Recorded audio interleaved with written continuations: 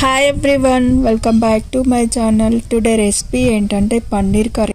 ఈ పన్నీర్ కర్రీ అనేది చపాతీ, పుల్కా, బిర్యానీ అలాగే పరాటాలోకి చాలా సూపర్గా ఉంటుంది. పన్నీర్ కర్రీ అనేది ఇంట్లోనే చాలా టేస్టీగా చేసేసుకోవచ్చు. ఇప్పుడు ప్రాసెస్ చూద్దాం. ఇక్కడ పన్నీర్ కర్రీ కోసం 4 టమాటోస్, చిన్నవి అయితే 4, పెద్దవి అయితే 2 తీసుకోండి.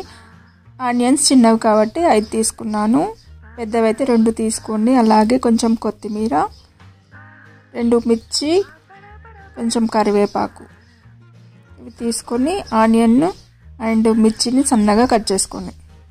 కూడా ఇప్పుడు సన్నగా కట్ చేసుకోవాలి. ఒక బౌల్ తీసుకోవాలి, అందులో టీ స్పూన్ సాల్ట్, అలాగే 1 టీ స్పూన్ కారం, అలాగే కొంచెం ఒక 1/2 టీ స్పూన్ మసాలా తీసుకోండి. వీటన్నింటిని ఇప్పుడు బాగా మిక్స్ చేసేసుకోవాలి. ఇక్కడ నేను 200 గ్రామ్స్ పన్నీరు తీసుకుంటున్నాను. ఇప్పుడు ఈ పీసెస్ని కట్ చేసేసుకోవాలి. మరీ పెద్దగా కాకుండా చిన్నగా కాకుండా మీడియం సైజు కట్ చేసేసుకోవాలి. కట్ చేసుకున్న ఈ ముక్కల్ని ఇందాక రెడీ చేసుకున్నాం కదా మసాలా, అందులోకి వేసేసి ఇప్పుడు పన్నీర్కి ఉప్పు, కారం, మసాలా అనేది బాగా పట్టించాలి.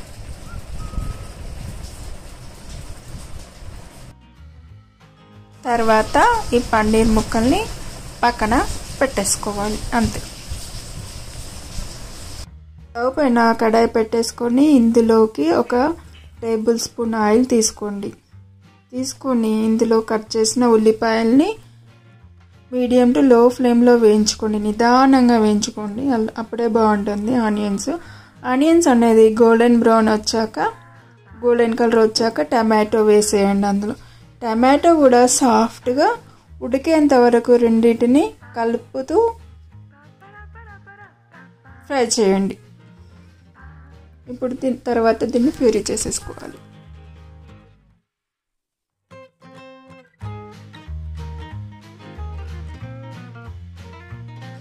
ఇలా సాఫ్ట్ ఆనియన్ అండ్ టమాటో అనేది ఇలా సాఫ్ట్గా మగ్గాక స్టవ్ ఆఫ్ చేసేసుకోండి. చల్లారేదాకా పక్కన ఉంచండి. చల్లారిపోయాక మిక్సీ చేసేసుకోవాలి. ఈలోపు పన్నీర్ని తీసేసుకొని మరొక 1/2 టేబుల్ స్పూన్ ఆయిల్ తీసుకోండి. ఇందులో కిందాక మసాలాతో కలిపి పెట్టుకున్న పన్నీర్ ఉంది కదా, ఆ పన్నీర్ని ఇందులో వేసేయాలి. కొంచెం రెడ్ కలర్ వచ్చేదాకా సిమ్లో వేయించండి. ఇలా చేయడం వల్ల కర్రీ టేస్ట్ అనేది చాలా చాలా బాగుంటుంది. మెల్లిగా ఒక్కొక్కటి పెట్టాలి, ఒకటేసారి ఫాస్ట్గా పెట్టొద్దు. ఇక్కడ నేను కొంచెం వీడియో అనేది స్పీడ్ పెట్టేశాను. కదుపుతూ ఉండాలి స్లోగా. కొంచెం రెడ్ కలర్ వచ్చాక వేరే బౌల్లోకి షిఫ్ట్ చేసేసి అనేది ఫ్రై అయ్యాక ఒక బౌల్లో పెట్టేసుకోవాలి. ఈ విధంగా. నెక్స్ట్ మళ్ళీ నేను సేమ్ కడాయి తీసేసుకున్నాను. ఇందులోకి 1 టేబుల్ స్పూన్ ఆయిల్ తీసుకున్నాను.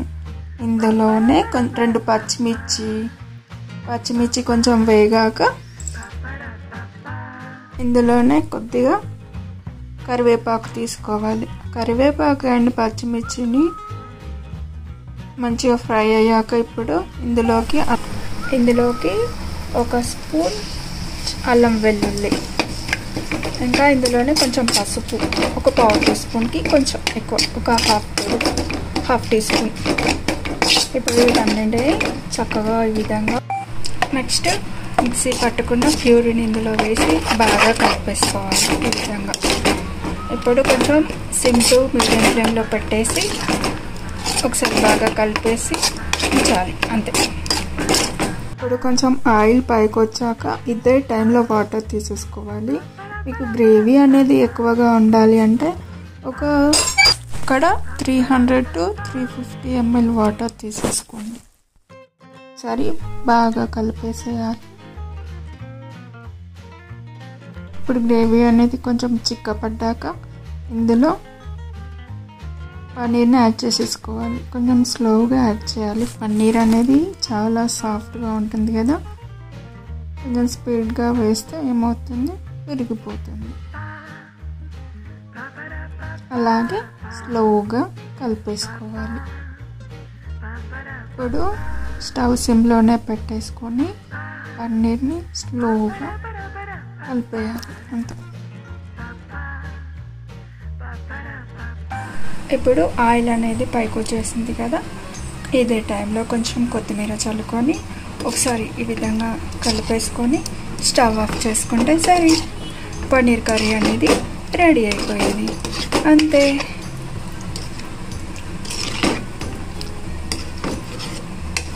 ఒక 5 minutes ఇలాగే స్టవ్ పైన ఉంచేస్తే బెటర్.